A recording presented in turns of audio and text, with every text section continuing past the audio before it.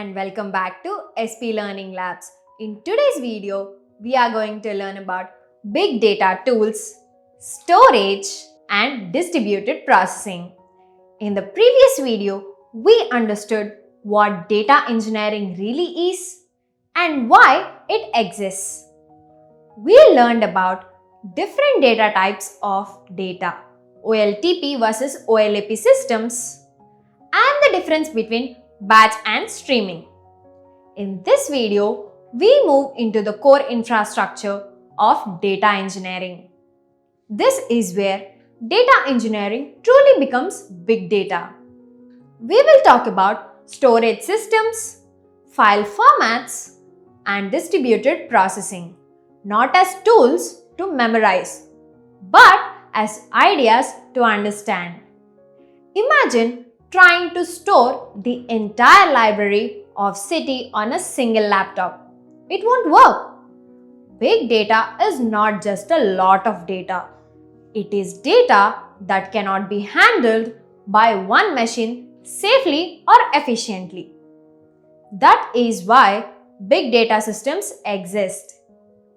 In the previous video, we built the foundation. What data engineering is, why Python is used, how data flows through pipelines. Now we zoom in on where data lives and how it is processed at scale. Why distributed systems are needed. When data grows, storage becomes a problem. Processing becomes slow. Failures become common.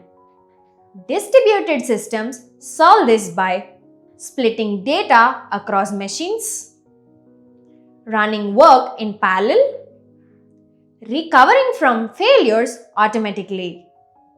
Instead of one powerful machine, we use many ordinary machines working together. Data storage in big data systems. Local storage versus distributed storage. Local storage works fine for small applications. But when data grows into terabytes or petabytes, we need distributed storage. Distributed storage systems split files into blocks, store blocks across many machines, replicate data for safety. This ensures data is not lost even if machines fail. Data lake. A data lake is a central place to store raw data in its original format. Data lakes are store structured, semi-structured, and unstructured data. These are flexible, are cheaper than traditional warehouses. However, without rules, data lakes can turn into data swamps. Messy, unusable storage. Data warehouses. A data warehouse stores clean, structured, analytics-ready data. Warehouses. These are optimized for reporting, support fast queries, and for schema and consistency. In practice, data lakes store raw data. Warehouses store processed data. File formats in big data. File formats matter more than people realize. CSV and JSON. CSV and JSON are easy to use, but they take more space, are slower to process, lack strong schema support. They are good for small to medium data, not ideal for big data analytics. Columnar formats. Parquet and ORC. Columnar formats store data by columns instead of rows. Benefits. Faster analytics, better compression, efficient scanning. This is why modern analytics systems prefer columnar formats. AVRO. AVRO focuses on schema evolution, data serialization, streaming systems. It is commonly used in messaging systems and pipelines. Distributed processing concepts. What is distributed processing? Distributed processing means breaking a large job into smaller tasks. running them across multiple machines, combining results at the end. This allows systems to process massive data sets efficiently. Map and reduce idea. The map-reduce idea breaks work into two phases. Map process individual pieces of data. Reduce combined results. Even though tools have evolved, this idea still forms the base of many big data systems. Why Apache Spark became popular? Spark became popular because it processes data into memory, is much faster than disk-based systems, supports batch, streaming, SQL, and machine learning. Spark allows developers to focus on logic instead of managing distributed systems manually. Role of Python in big data processing.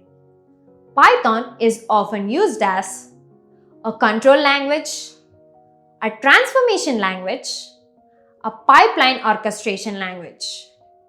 Heavy computation may happen in Java or Scala internally, but Python controls the workflow. ETL versus ELT. ETL: extract, transform, load. Data is transformed before storage. Used when storage is expensive or limited.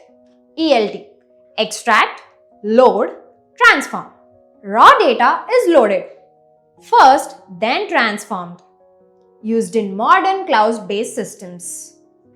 Most modern data platforms prefer ELT. Workflow orchestration. As pipelines grow, they need orchestration. Orchestration tools: schedule jobs, handle retries, manage dependencies, track failures. Without orchestrations, pipeline becomes fragile and unreliable. Fault tolerance. In big data systems, machines fail, networks break, jobs crash.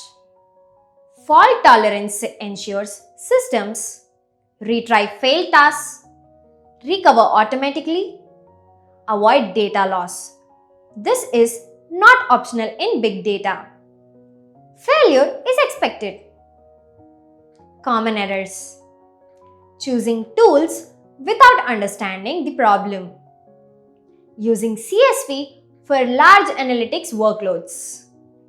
Ignoring schema management.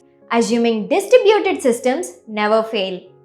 Never mention facts. Most performance issues comes from bad data formats, poor partitioning, wrong storage choices. Big data is more about design than tools. Interview questions. Why are columnar formats used? Faster analytical and better compression. Difference between data lake and warehouse. Lakes store raw data. Warehouses store processed data.